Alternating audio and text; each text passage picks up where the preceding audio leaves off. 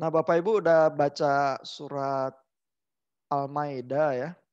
Itu di Indonesia mungkin surat yang jadi paling terkenal ya karena bukan cuman orang umat muslim yang tahu, orang Kristen juga jadi tahu karena kontroversi Ahok gitu ya. Lalu di dalam bagian-bagian ini Al-Maidah itu kan artinya the feast ya. Jadi perjamuan. Dan berkaitan juga jadi dengan makanan ya, isu makanan jadi banyak ya Bapak Ibu di dalam texting juga memberikan catatan-catatannya soal makanan-makanan yang haram gitu ya. Dan di bagian ini misalnya muncul ya Al-Maidah ini ayat 5 ya. Nah, yang ingin saya tunjukkan ya di dalam ayat-ayat yang semacam ini ya bahwa persoalan makanan itu ya bukan simply persoalan makanan gitu ya. Dan saya rasa kalau kita baca perjanjian lama ya, di mana memang ada ayat-ayat juga tentang bagaimana cara makan yang kosher begitu ya untuk orang Yahudi ya. Persoalannya bukan sekedar makanan untuk makanan ya. Coba kita baca pelan-pelan ya ini ayat 5 ya. Today all good things have been made lawful for you. The food of the people of the book is lawful for you as your food is lawful for them. Ya jadi ini ada semacam batasan kalau punyanya Alkitab ya, people of the book, yaitu biasanya dipahami sebagai kelompok Yahudi dan Nasrani ya, itu lawful juga untuk kamu begitu ya.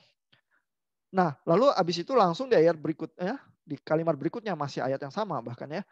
So are chaste believing women as well as chaste women of the people who were given the scripture before you, as long as you have given them their bride gifts and married them, not taking them as lovers or secret mistresses. Ya.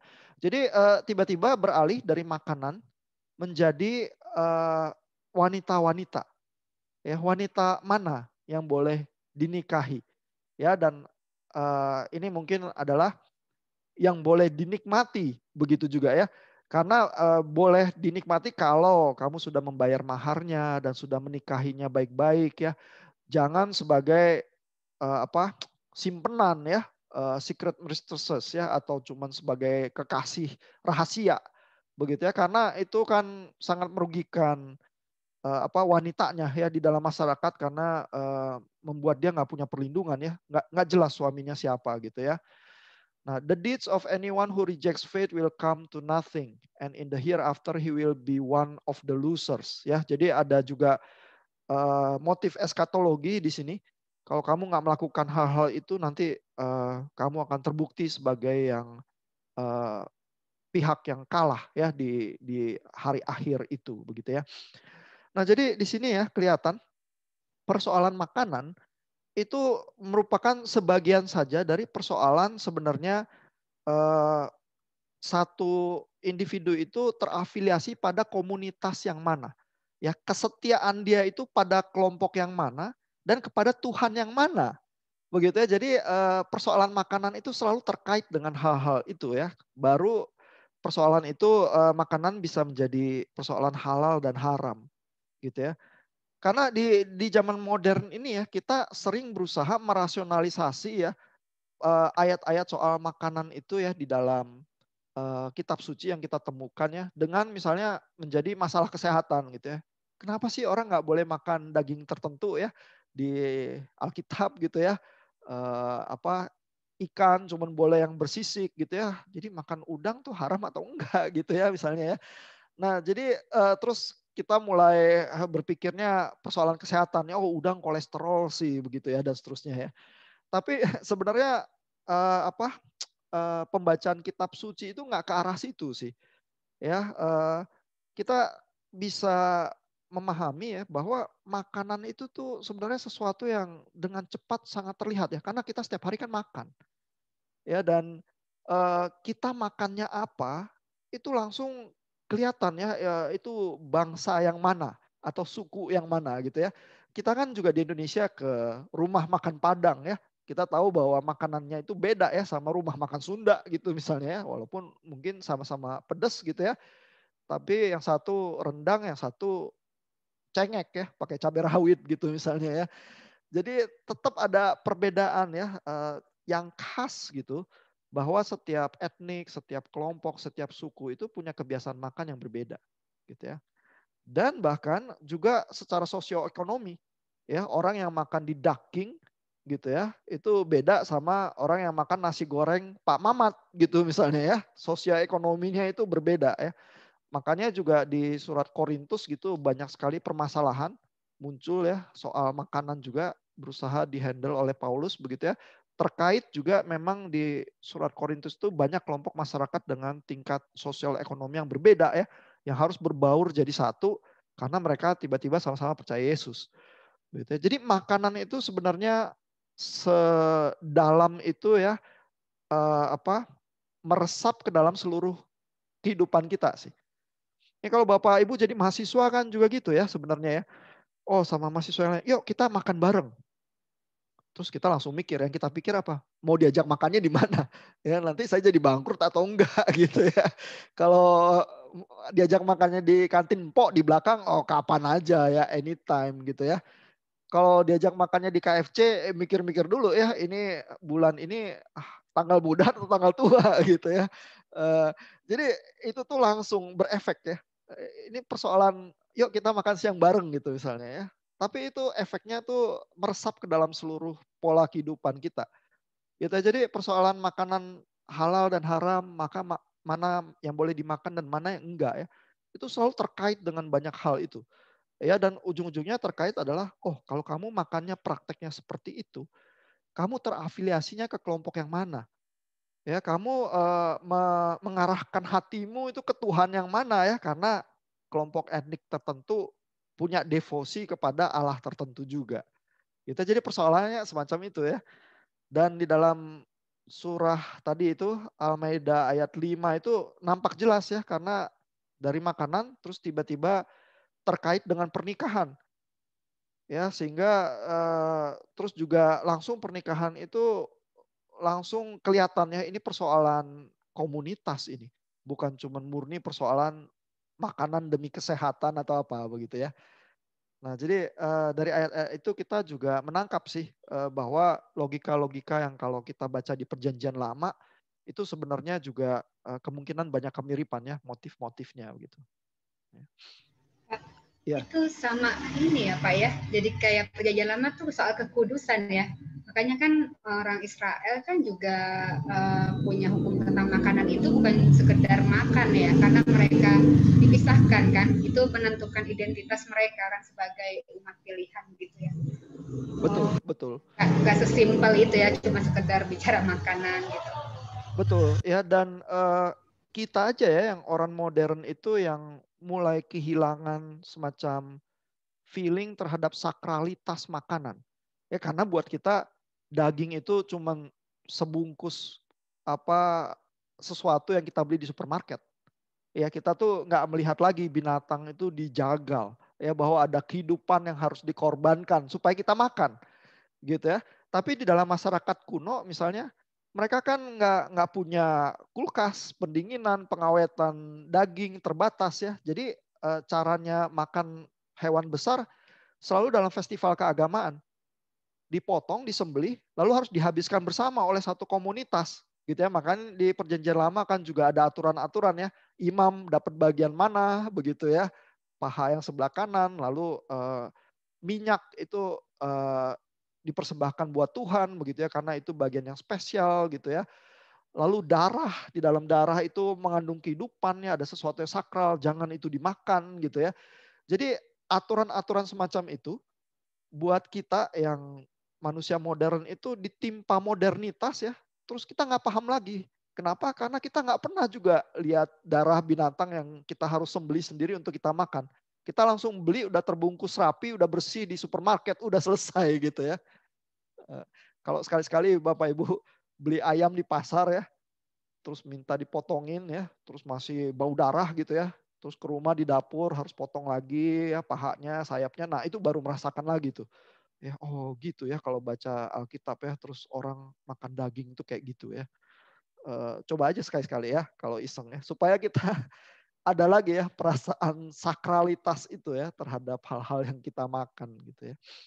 Dan kebanyakan peraturan haram dan halal itu ya, yang kosher, yang tahir dan yang tidak tahir, itu kan terkaitnya dengan daging ya.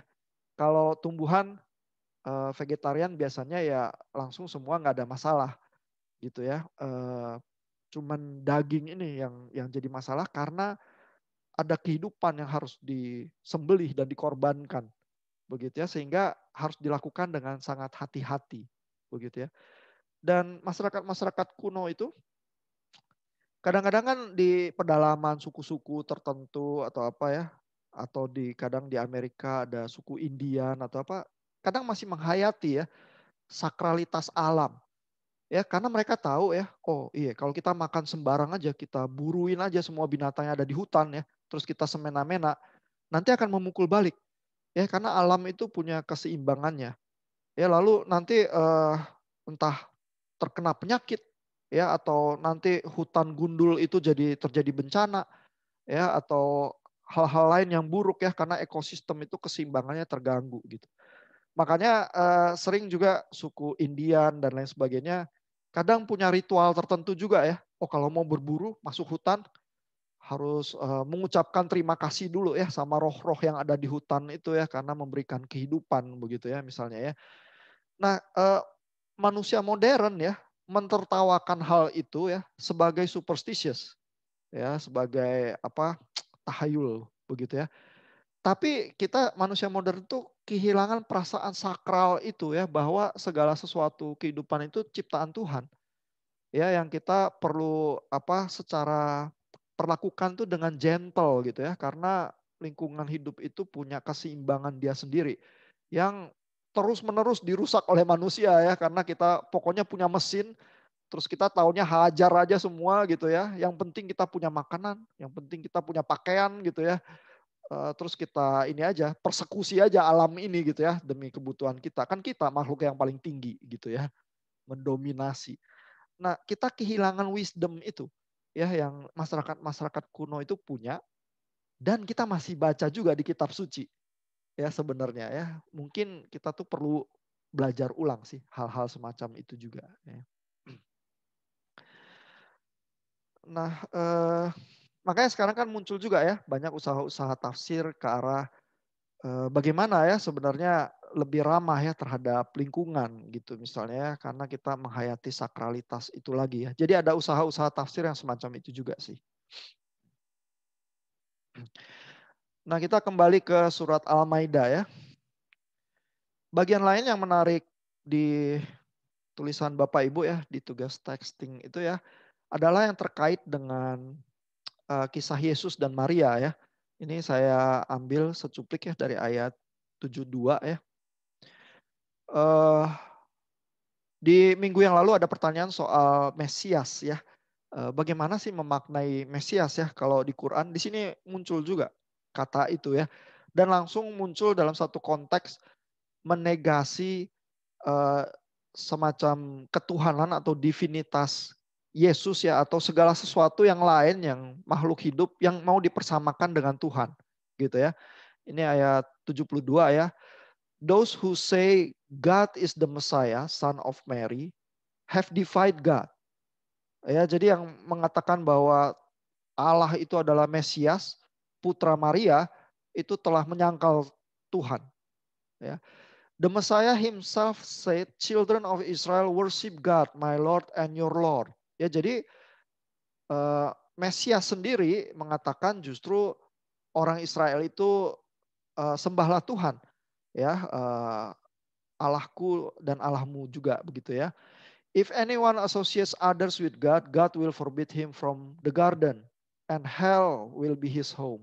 No one will help such evildoers. Ya, jadi justru kata Mesias di sini langsung ya untuk menyangkali kemusyrikan, gitu ya. Barang siapa yang mempersamakan manusia dengan Allah ya, termasuk Mesias begitu ya, itu telah menyangkal Tuhan begitu ya. Lalu ayat 73, those people who say that God is the third of three, begitu ya. Ini juga langsung ada istilah yang bisa dikaitkan dengan Tritunggal di sini ya. Are defying the truth. There is only one God. If they persist in what they are saying, a painful punishment will afflict those of them who persist.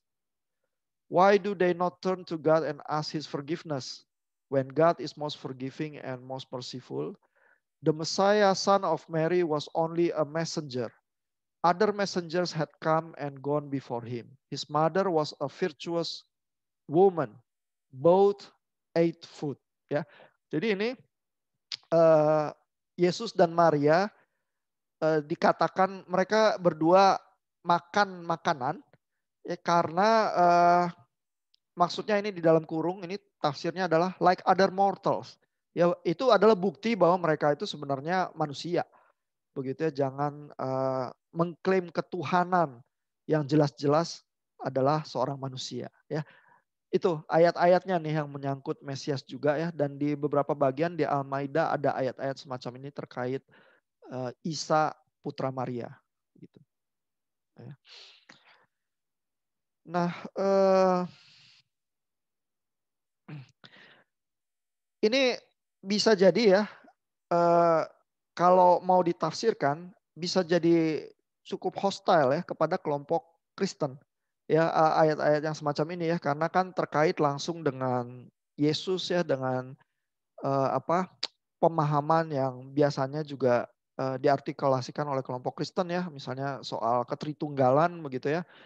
Nah, tapi di Al-Maidah juga ada ya ayat-ayat yang cenderung positif ya untuk kelompok-kelompok Kristen ya. Misalnya ini ya ayat 82 ini ya, dan kelanjutannya ya saya bacakan mulai dari sini ya. You are sure to find that the closest in affection towards the believers are those who say we are Christians. Ya, jadi banyak yang sangat dekat ya terhadap orang-orang percaya adalah mereka yang mengatakan dirinya sebagai Kristen ya. For there are among them people devoted to learning and ascetics. Ya, karena ada orang-orang yang saleh ya, yang memang berusaha belajar begitu ya di antara kelompok Kristen ini. These people are not given to arrogance ya. Mereka tidak sombong. And when they listen to what has been sent down to the messenger, you will see their eyes overflowing with tears because they recognize the truth in it ya. Dan orang-orang ini yang walaupun mengaku Kristen begitu ya, begitu mendengarkan kata-kata dari rasul akan bisa berkaca-kaca matanya ya karena mengenali kebenaran gitu ya. Jadi ayat yang ini sih cenderung cukup friendly ya terhadap kelompok kekristenan. Jadi memang ada dua sisi itu juga di kitab surah Al-Maidah ini gitu ya. Nah, yang cukup interesting adalah Abdullah Said ya di bukunya itu membuat satu subchapter juga ya tentang faith and other religions ya, dan memberikan uraian terhadap beberapa bagian dari ayat-ayat di surah Al-Maidah itu ya. Nah, memang bahwa ada kritik ya terhadap kekristenan atau kelompok Kristen di zaman itu ya, itu dikonfirmasi juga oleh Abdullah Said ya. Ini the Quran condemns those Christians who claim that God is the third of three instead of recognizing only one God ya. Ada bagian itu ya. Nah, lalu tapi Abdullah Said juga memberi komentar ya. When the Quran criticizes a Jewish, Christian, or even Muslim community, ya yang dikritik bukan cuma Yahudi, Kristen, tapi juga komunitas Islam ya. Muslim scholars have generally understood this as referring to specific conduct of certain individuals or groups within the community. Biasanya Muslim scholars memaknainya sebagai memang ada individu tertentu di dalam komunitas itu ya. Jadi bukan keseluruhan begitu ya. Dan Abdullah Said juga mengkonfirmasi bahwa ada semacam sikap yang ambivalen ya. Jadi di satu sisi mengkritisi, tapi di sisi yang lain ada juga ayat-ayat yang memuji ya, dan mengatakan hal-hal yang baik ya tentang komunitas Kristen begitu ya. Sehingga Abdullah Said itu bilang ya dengan sangat hati-hati ya, in order to understand these verses, we must read these passages in a highly nuanced way and with an understanding of their individual context. Ya, jadi Abdullah Said itu berusaha mendorong ke arah pembacaan yang kontekstual. Ya, jadi jangan pukul rata ya, hantam semua begitu ya. bahwa satu kelompok kalau kelompok kekristenan dikritik maka seluruh orang Kristen begitu ya. Tampaknya dari ayat-ayat Quran sendiri juga tidak bisa ya mencapai kesimpulan itu. Karena ada juga ayat-ayat Quran yang memuji kelompok-kelompok Yahudi dan Kristen begitu ya. Jadi harus dibaca dengan sangat hati-hati ya dan sangat kontekstual ya. At other times, however, it clearly affirms the righteous among those of other faiths ya. Jadi ada ayat-ayat yang memang mengafirmasi ya kesalehan dari kelompok iman yang lain seperti Yahudi dan Sabians dan juga komunitas Kristen ya. Those who believe in God and the last day and do good deeds, there is no fear, they will not grieve. Ya ini juga dari Al-Maidah ini ya. Lalu juga ada ini ya kalimat ini. Similarly, the Quran censors religious exclusionism. Ini kita udah bahas waktu baca Al-Baqarah ya. Ini kutipannya ini footnote-nya dari kitab Al-Baqarah ya. Jadi bagian yang dikritik oleh surah Al-Baqarah itu adalah ada orang-orang Kristen dan Yahudi yang bilang bahwa keselamatan cuma bisa lewat jalannya mereka saja. Ya, dan ini dibaca oleh Abdullah Said sebagai religious exclusionism. Itu justru yang dikritik oleh Quran, gitu ya. Nah, jadi Abdullah Said membaca bagian-bagian dari Al-Maidah itu sangat bernuansa dan sangat kontekstual ya sebenarnya ya, dan itu bisa kita coba usahakan juga ya di dalam membaca ayat Quran itu. Saya ingin tunjukin juga ya dari kitab Yohanes ya.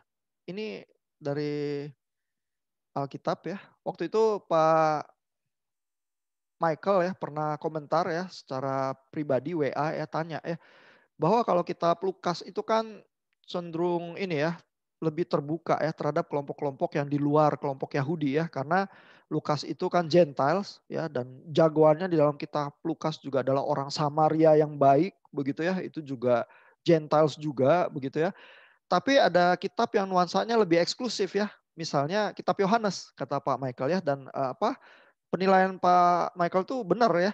Ini misalnya ya di bagian kitab Yohanes ya kalau kita baca ya misalnya Yohanes 8 ayat 52 misalnya.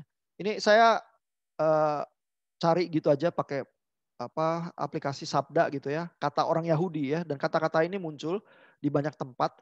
Di kitab Yohanes itu muncul dengan nuansa yang cenderung negatif ya. Misalnya ayat 52 ini ya.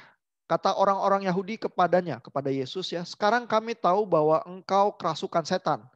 Ya, jadi orang Yahudi itu dikatakan mengkritisi Yesus sebagai kerasukan setan. Sebab Abraham telah mati dan demikian juga nabi-nabi. Namun engkau berkata barang siapa menuruti firmanku, ia tidak akan mengalami maut sampai selama-lamanya. Ya, tapi siapa yang mengkritisi Yesus? Yohanes bilang orang Yahudi. Ya seolah-olah pukul rata ya semua orang Yahudi begitu ya. Dan ini sebenarnya satu fenomena yang cukup menarik ya karena Yohanes sendiri kan orang Yahudi. Yesus orang Yahudi juga. Ya dan yang dipermasalahkan ini orang yang orang buta yang disembuhkan tuh orang Yahudi juga gitu ya. Tapi pembahasannya Yohanes di sini itu sangat peculiar ya, sangat unik karena memakai semacam orang Yahudi untuk mengkotakkan ini loh semua orang-orang yang melawan Yesus. Begitu ya. Misalnya juga ayat ini ya, Yohanes 9 ayat 22 ya. Itu orang tuanya, orang tua dari orang buta yang disembuhkan itu ya berkata demikian karena mereka takut kepada orang-orang Yahudi. Ya jadi kayak sekelompok orang yang dikritisi agak dipukul rata gitu ya kalau dibaca ya. Kan lucu ya kayak kayak kita orang Indonesia ya, terus kita kita bilang ya, orang Indonesia mengkritik Jokowi gitu ya. Padahal kita orang Indonesia ngomong tentang Jokowi yang orang Indonesia gitu ya, terus bilang bahwa orang Indonesia mengutuk mengkritisi Jokowi gitu. Itu kan agak aneh ya. Nah, tapi Yohanes tuh pakai gaya yang demikian ya. Nah, ini kalau kita mau baca kontekstual ya, kitab Yohanes itu ditulis ya di mungkin abad pertama agak late ya tahun 90-an ya. Itu mulai banyak kelompok Kristen itu yang dipersekusi di sinagog-sinagog ya dan mulai diusir oleh kelompok-kelompok Yahudi yang menolak ya tidak menerima kelompok Yahudi yang percaya Yesus ini. Gitu ya sehingga tulisan Yohanes itu juga mencerminkan suasana yang terjadi di zamannya ya. Dan menulisnya kadang-kadang seperti itu gitu ya. Dan tentu kalau kita membaca, saya rasa orang Kristen kebanyakan ya zaman sekarang tidak ada yang mengambil ya bagiannya itu terus berusaha mengajarkan antisemitisme. Ya bahwa oh nih kelompok Yahudi ya, dasar karena keyahudian mereka lah mereka memang sesat gitu ya, dan mereka memang patut dipersekusi atau apa ya. Tentu mungkin di zaman Hitler atau apa ada ya eh, orang-orang yang memakai bagian-bagian tertentu dari kitab suci ya, terutama nuansanya yang kritik ya terhadap kelompok Yahudi dan hukum Taurat itu untuk menyuarakan ya antisemitisme ya. Tapi di Indonesia dan di zaman sekarang ini pada umumnya orang menjauh ya dari tafsir-tafsir semacam itu karena kekejaman dan kepahitan sejarah yang terjadi di zaman Nazi Hitler juga.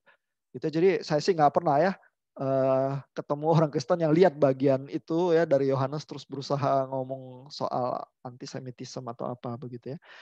Nah mungkin di Quran juga bisa ya ada sensitivitas semacam itu yang juga berusaha di apa usulkan oleh Abdullah Said ya. Jadi membaca yang kontekstual itu akan lebih bernuansa dan nggak cenderung pukul rata ya.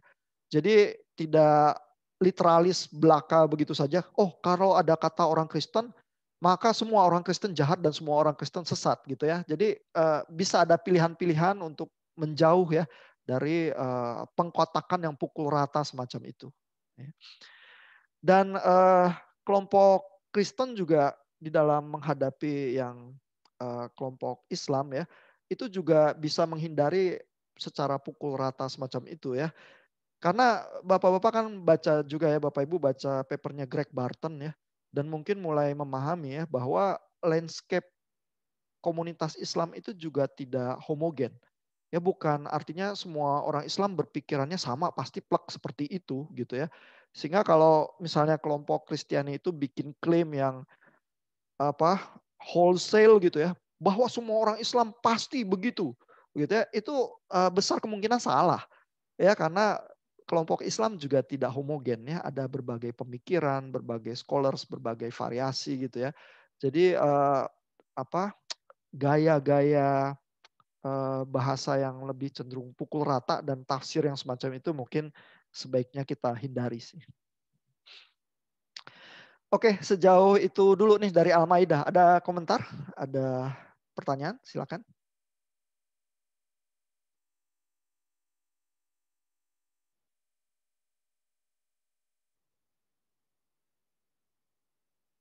Silakan kalau ada.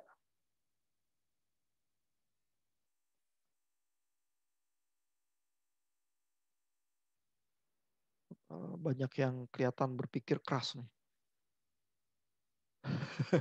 Entah dipenuhi pertanyaan atau dipenuhi kebingungan.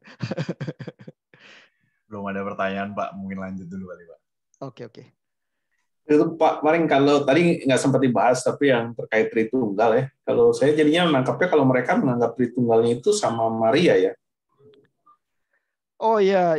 Jadi memang ada ayat-ayat Quran yang kalau dibaca jadi seperti itu ya, bahwa yang dianggap Tritunggal itu bukan Allah Bapa, Allah Putra dan Allah Roh Kudus ya, melainkan Yesus, Maria dan Allah begitu ya. Jadi iya yang tampaknya yang dihadapi ya atau paling tidak pandangan komunitas Islam di Jazirah Arab di abad ke-6-7 itu ya terhadap komunitas Kristen bahwa pemahaman mereka itu menganggap Maria itu divine ya. Dan kalau kita lihat praktek-praktek gereja tertentu yang memang devosional ya terhadap Maria ya, ya mungkin itu tidak bisa terlalu disalahkan ya kesalahpahaman yang semacam itu ya. Karena kan seolah-olah memang ada kelompok yang memang agak bisa ditafsir sebagai worshiping Maria ya. Walaupun orang Katolik sih kalau ditanya apakah menyembah Maria, ya enggak juga begitu ya. Karena kan itu devosional lebih ke arah bukan doktrinal ya, melainkan berdoa begitu ya. Mariologi itu seringnya muncul dari arah praktek-praktek devosional ya daripada doktrin keras ya. Cuma memang di dalam sejarahnya ada ya paus tertentu di dalam sejarah itu mengeluarkan semacam ini juga ketentuannya ya dari pontifical begitu ya, yang mengatakan bahwa Maria itu dikandung juga tanpa dosa. Karena ingin merasionalisasi bahwa Yesus bisa tanpa dosa itu seperti apa ya. Jadi the Immaculate Conception of Mary gitu ya. Ada doktrinalnya, tapi itu munculnya dari tradisi pemahaman paus gitu ya. Bukan dari kitab suci murni gitu ya. Nah, memang ada tradisi-tradisi semacam itu, jadi kesalahpahaman yang muncul di dalam ayat-ayat Quran itu tampaknya sih jadi bisa masuk akal gitu ya. Tapi sebenarnya emang di dalam tradisi kekristenan ada yang pernah melihat Tritunggal itu kayak gitu ya? Saya kok kurang tahu ya, Pak. Maksudnya menganggap Maria itu sebagai divine juga ya? Bukan ngelihat Tritunggal sebagai Bapa Maria dan Yesus. Nah iya, jadi nggak ada yang doktrinnya seperti Nggak itu. ada kan ya? Nggak ada ya. Iya bahkan kan gereja Katolik yang melakukan doa Salam Maria dan sebagainya, ya Tritunggalnya bukan seperti itu ya. Iya kan. Jadi makanya in a sense kalau kita mau bangun pemahaman, mereka memahami itu dari sisi Immaculate Maria, kayaknya agak susah juga ya Pak ya. Soalnya kan realitanya juga nggak ada yang Tritunggal kayak gitu. betul. Memang kita harus melihat bahwa komunitas Islam yang mula-mula kan juga tidak membaca teks Alkitab Perjanjian Lama, Perjanjian Baru dengan secara langsung begitu ya. Tetapi tafsir-tafsir itu mereka bersentuhan ya, karena kan memang ada komunitas Yahudi dan komunitas Kristennya juga di situ ya.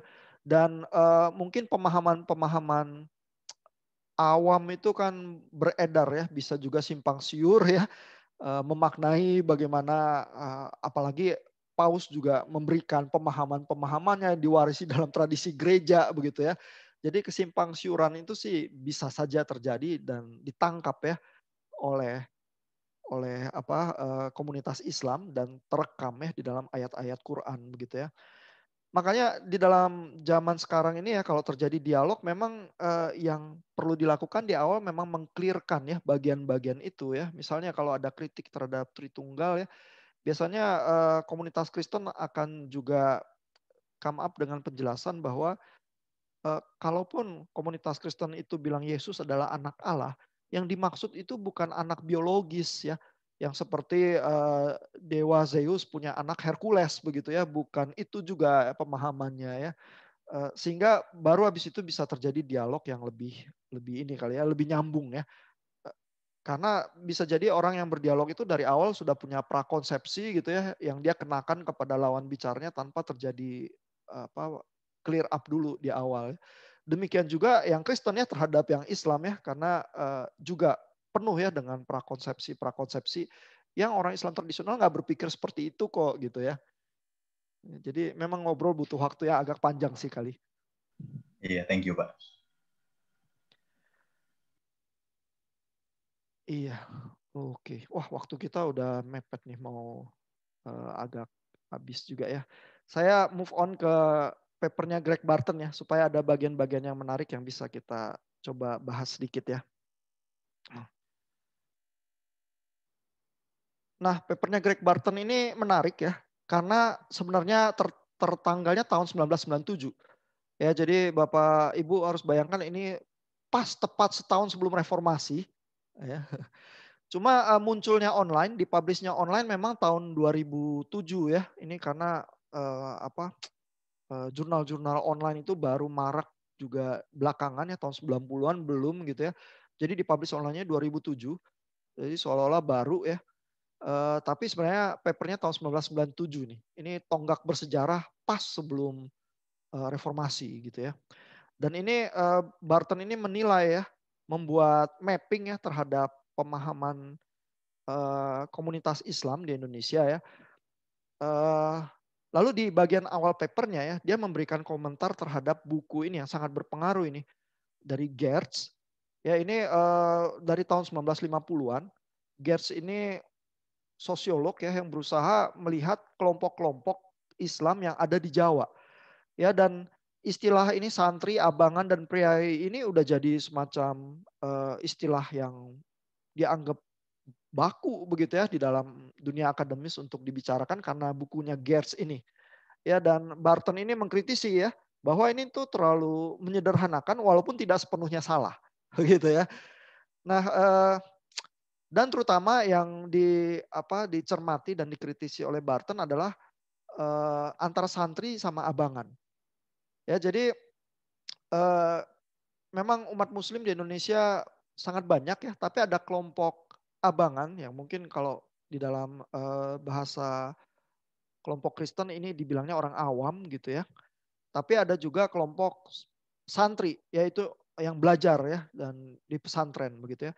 Nah kelompok priai ini agak terabaikan juga ya dan menurun mungkin juga pengaruhnya karena ini biasanya terkait dengan kebangsawanan yang di Jawa ya, kelompok priai begitu ya. Tadinya ada 3, tapi lama-lama polarisasinya jadi santri dan abangan ya. Lalu secara sejarah Indonesia misalnya Barton ini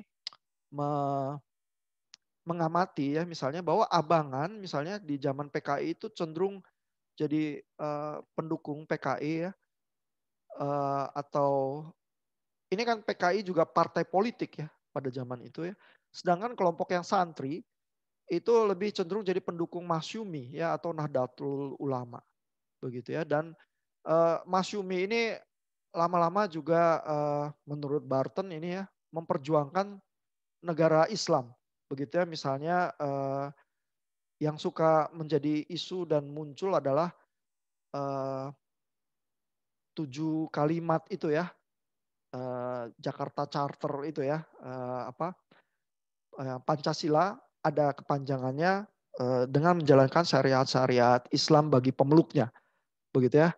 Nah itu yang sering jadi muncul juga diperjuangkan oleh partai-partai politik yang mengusung Islam, begitu ya. Nah lalu si Barton ini ya melihat lebih sebenarnya kelompok-kelompok Islam di Indonesia itu ada yang kelompok tradisionalis dan kelompok modernis, begitu ya. Nah, dan kelompok modernis itu misalnya akhirnya masuk ke dalam kelompok yang cenderung ke arah Muhammadiyah, begitu ya. Tetapi kalau yang tradisionalis ini kelompoknya NU, begitu ya. Jadi ini kalau untuk melihat nuansa-nuansa bagaimana setiap kelompok itu yang tidak homogen itu punya kekhasan. Ya, jadi Greg Barton ini membuat tipologi-tipologi ini, begitu ya. Nah, dan di dalam penilaian Greg Barton ini yang interesting adalah ya, misalnya bagian paragraf yang ini ya. Kelompok yang modernis sering menjawab bahwa mereka itu tidak terikat kepada taklid. Ya, taklid ini istilah yang sering dilawankan dengan ijtihad ya. Ini kalau kita lihat ya di internet gitu aja ya misalnya.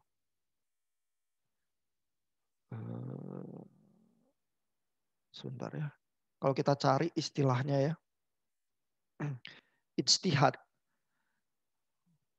Ini ya, ijtihad is Islamic legal term referring to independent reasoning or the thorough exertion of a jurist mental faculty in finding a solution to a legal question. Ya, jadi ini sebenarnya terkait tafsir. Ya, bagaimana menemukan solusi-solusi terkait misalnya syariah Islam ya dari pembacaan Quran, hadits dan seterusnya ya. Jadi usaha-usaha tafsir baru ya. Ijtihad itu sebenarnya akar katanya ada kemiripan dengan jihad ya, struggle. Jadi sebenarnya ya satu pergulatan, tapi pergulatan tafsir sebenarnya ijtihad itu ya. Biasanya dilawankan dengan taklid gitu ya kata Wikipedia ini ya. Jadi kalau taklid itu ya udah tunduk saja begitu ya. Jangan lagi melakukan tafsir yang baru begitu ya. Yang dituntut adalah ketaatan begitu ya. Nah ini ya, taklid kalau menurut Wikipedia adalah conformity to legal precedent. Ya udah taat aja ya terhadap aturan-aturan syariah yang memang sudah ada, begitu ya. Nah, lalu Greg Barton membuat kalimat di dalam paragraf itu ya. Modernis katanya ya sering bilang bahwa mereka tidak terikat taklid. Ya, jadi mereka juga terbuka terhadap istihad begitu ya. Tetapi pada kenyataannya ya in practice kalangan modernis itu ya sulit mempraktekkan ijtihad ya karena mereka kurang dalam ya di dalam belajar klasikal Islam gitu ya. Sedangkan yang tradisionalis itu karena tumbuhnya di pesantren begitu ya, itu mereka berakar lebih kuat ya ke dalam klasikal Islam sehingga akhirnya scholars yang dari kalangan tradisionalis itu karena punya training yang cukup, itu mereka yang lebih aktif melakukan ijtihad. Ya gitu penilaiannya Greg Barton ini. Ini very very interesting ya. Karena yang modernis itu biasanya kan sebenarnya memang berusaha membuat Islam itu lebih relevan ya terhadap zaman modern. Ya karena makanya mereka dibilang kelompoknya kelompok modernis begitu ya. Kelompok-kelompok Muhammadiyah dan lain sebagainya kan lewat pendidikan yang modern dan seterusnya gitu ya. Dan tokoh modernitas Islam itu misalnya Muhammad Abduh begitu ya. Nah, tapi kalau kayak Cak Nur dan Gus Dur itu tumbuhnya di pesantren ya, dari kelompok-kelompok yang cenderung tradisional ya. Dan bahkan menurut Greg Barton ya, Cak Nur itu habis belajar di pesantren gitu ya, nggak lalu muncul masuk ke dalam universitas yang sekuler begitu ya, seperti UI atau Gajah Mada atau apa. Ya dia masuknya ke IAIN begitu ya, jadi Akademi Islam lagi. Habis itu baru dia masuk ke Chicago University. Begitu ya. Jadi secara tradisional ya, pendidikan Gus Dur sama Cak Nur itu ya berakar sangat kuat ya ke dalam klasikal Islam ya. Dan mereka jadi punya modal ya untuk melakukan ijtihad itu. Ya, kalau mau tafsir ulang dan lain sebagainya, terus mereka mendapatkan pendidikan modernis juga ya. Cak Nur itu di Chicago University. Kalau Gus Dur itu berusaha masuk Al-Azhar ya di Kairo, itu juga semacam mercusuarnya pendidikan Islam ya sebenarnya ya, Al-Azhar di Kairo ya. Nah, tapi ini saya tunjukkan lah ya sedikit tentang Gus Dur ya. Ada ceritanya cukup menarik ya. Gus Dur itu bosen di Al-Azhar ya. Itu kata Greg Barton ya. Nah, ini masih ceritanya Cak Nur ya. Bentar saya turun ke bawah ya. Jadi Gus Dur itu juga pribadi yang unik ya. Juga tumbuh besar di pesantren ya. Sama kayak Cak Nur ya. Nah lalu ini di bagian ini ya. Tahun 64 dan 66 ya. Gus Dur itu studi ya. 2 tahun lah dia berusaha studi di Universitas di Al-Azhar ya. At least that was ostensibly the case ya. Paling tidak tampaknya seperti itu ya kata Barton ya. Dan Gus Dur itu katanya sendiri menceritakannya dia itu dengan cepat menjadi frustrasi ya dengan pandangan-pandangan yang dia temui di Al-Azhar di Kairo itu yang dia anggap terlalu sempit. Ya jadi dengan cepat dia bosan ya. Terus dia lebih sering bolos kuliah di Al-Azhar gitu ya Gus Dur itu. Terus seringnya adalah ke ini ya, ke American University Library gitu ya, hangout di sana gitu ya. Terus karena nggak tahan ya dia pindah akhirnya. Ya dia pindahnya ke Baghdad ya. Terus dia studinya sastra, Arabic literature. Ya 4 tahun dia studi sastra di Baghdad begitu ya. Dan sehingga makanya Gus Dur itu sangat unik ya, punya akar yang mendalam juga di pesantren ya, jadi klasikal Islam. Tapi terus nggak suka ya sama pendidikan yang model Al-Azhar Kairo ya, terus belajar sastra ya sehingga dengan sastra itu ya itu sebenarnya juga semacam modal ya untuk melakukan tafsir ya karena baca kitab suci itu seringkali bukan dihayati dengan semacam sistem-sistem doktrinal ya, tetapi bagaimana secara sastra ayat-ayat itu bisa muncul keindahannya ya, dan Gus Dur jadi bisa ya karena latar belakangnya dia yang semacam itu begitu ya. Nah dia tadinya pingin belajar master juga di Eropa ya, tetapi kesulitan ya mendapatkan universitas yang mau merecognize studi dia yang udah terdahulu yang di Baghdad dan di Kairo gitu ya, akhirnya terus dia pulang ke Indonesia ya. Jadi dua tokoh ini tuh sangat unik ya digambarkan oleh Barton ya, dan Barton ini membantah misalnya ada orang yang ingin mengkotakkan Cak Nur dan Gus Dur ke dalam kotak neo-tradisionalis begitu ya. Tradisionalis yang lebih neo ya, yang tahap berikutnya gitu ya. Menurut Barton nggak tepat ya, dan Barton itu pakai klasifikasi Fazlur Rahman sendiri ya. Fazlur Rahman itu gurunya Cak Nur ya di Kairo ya.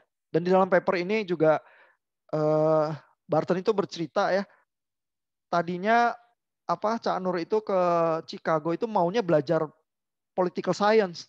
Dia udah ngincer profesor tertentu, tapi berhasil diyakinkan oleh Fazlur Rahman untuk belajarnya ini aja, tafsir Quran gitu ya. Karena kan Fazlur Rahman ini studinya studi Islam gitu ya. Nah, menurut saya itu juga satu keuntungan ya. Karena dengan dia belajarnya tafsir ya, ilmu tafsir modern di bawah Fazlur Rahman ya. Dengan demikian dia jadi lebih terlatih lagi ya untuk melakukan ijtihad itu ya, tafsir yang kebaruan itu ya untuk konteks Indonesia ya. Karena sekarang dia bukan cuma berakar kuat dalam klasikal Islam, tapi juga menerima pendidikan yang sangat solid ya dari segi modernitas ya di University of Chicago dari seorang Fazlur Rahman begitu ya. Dan di dalam kategori Fazlur Rahman ya, bagaimana Fazlur Rahman itu menggambarkan neomodernis ya, ini ditulis oleh Barton ya. So, saya cari bagiannya ya.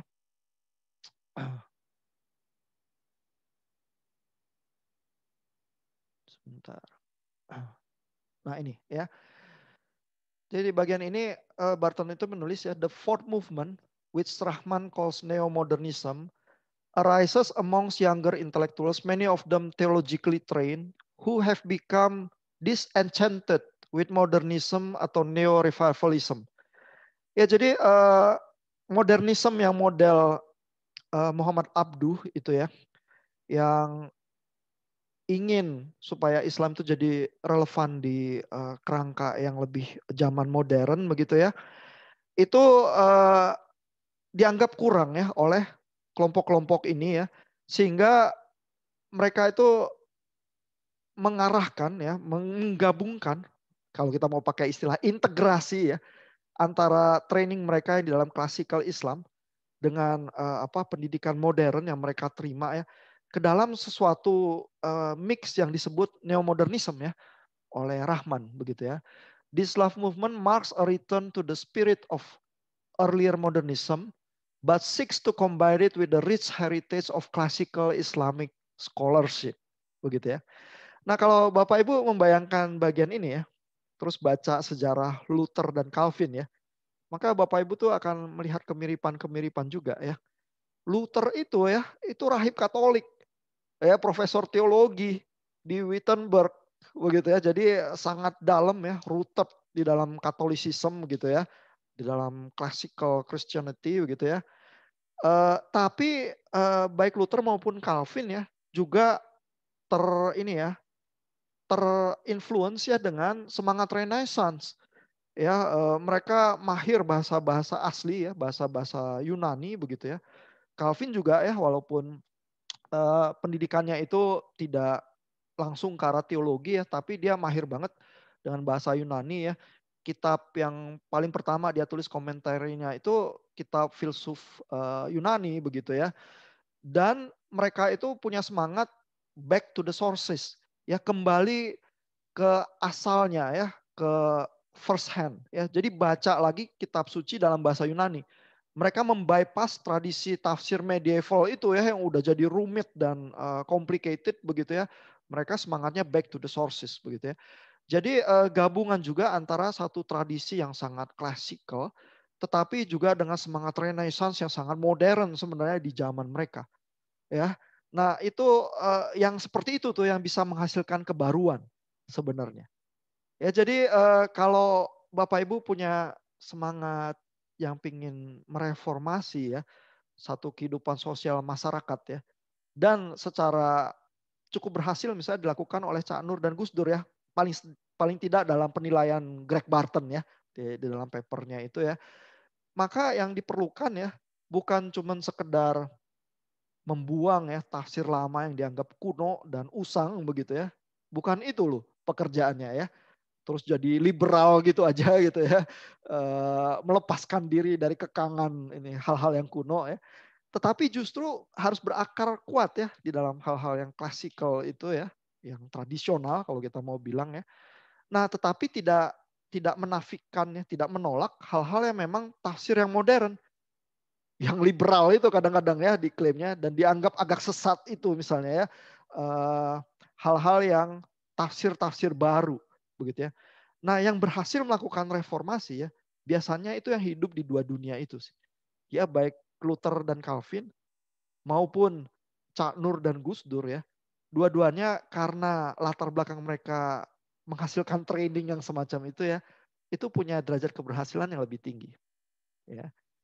Karena bayangkan kalau seseorang itu berusaha melakukan reformasi ya, tapi di lidahnya dia murni liberal begitu aja, gitu ya, nggak punya pemahaman apa-apa terhadap kitab suci yang secara tradisional gitu ya, dia akan cepat ditolak ya oleh kaum yang tradisionalis, begitu ya, dianggap sesat dari awal saja ya. Tapi kalau dia cuman tradisional begitu saja juga ya, maka dia juga nggak bergerak kemana-mana. Ya dia akan jaga gawang aja ya, dan istilahnya kalau di dalam Islam dia taklid saja sudah. Nggak ada lagi cerita ijtihad, itu nggak ada gitu ya. Tafsir yang baru dan segar itu nggak ada lagi begitu ya. Nah bagaimana mencampur kedua spirit ini ya dan menghasilkan sesuatu yang produktif, itu perlu ini ya, perlu skill teologi yang sangat tinggi ya. Dan juga kalau Bapak Ibu mengapresiasi kuliah-kuliah Pak Yakub Susabda ya, butuh struktur jiwa tertentu juga kali ya. Karena Bapak Ibu lihat misalnya Gus Dur dan Cak Nur itu pribadi-pribadi yang unik juga. Ya, yang bisa menavigasi ya di dalam jiwa yang tradisionalis ya, yang berakar kuat begitu ya, tumbuh di pesantren ya, tapi terus digoyang ya oleh pendidikan modern ala Barat ya, di US maupun di Baghdad ya, itu tidak jadi reaksioner. Ya kalau Bapak Ibu baca ya penjelasan Barton ya terhadap Cak Nur dan Gus Dur ya, mereka itu tidak tiba-tiba menolak Western sebagai sesuatu yang sama sekali jahat, anti asing dan lain sebagainya ya. Tapi justru teknik-teknik tafsirnya itu diadopsi. Ya sama seperti Luther dan Calvin mengadopsi ya bagian-bagian terbaik dari budaya Renaissance yang memang sedang berkembang pesat di zamannya mereka. Gitu ya. Tapi mereka balik lagi juga pakai itu untuk membaca kitab suci.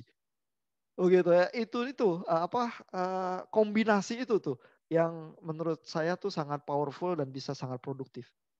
Ya tapi jiwanya itu yang menjalani hal itu harus tahan ya. Karena seperti diaduk-aduk kali ya. Di satu sisi ada spirit modernis, di satu sisi ada spirit tradisionalis ya. Terus kita aduk jadi satu ya di dalam panci yang sama gitu ya. Tahan atau enggak gitu ya di dalam disequilibrium itu ya kalau kita mau pakai istilah itu ya. Ya mudah-mudahan Bapak Ibu menangkap ya gambaran-gambaran yang disajikan Greg Barton ini.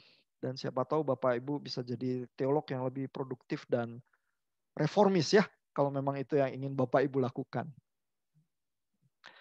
Ada pertanyaan atau komentar? Silakan.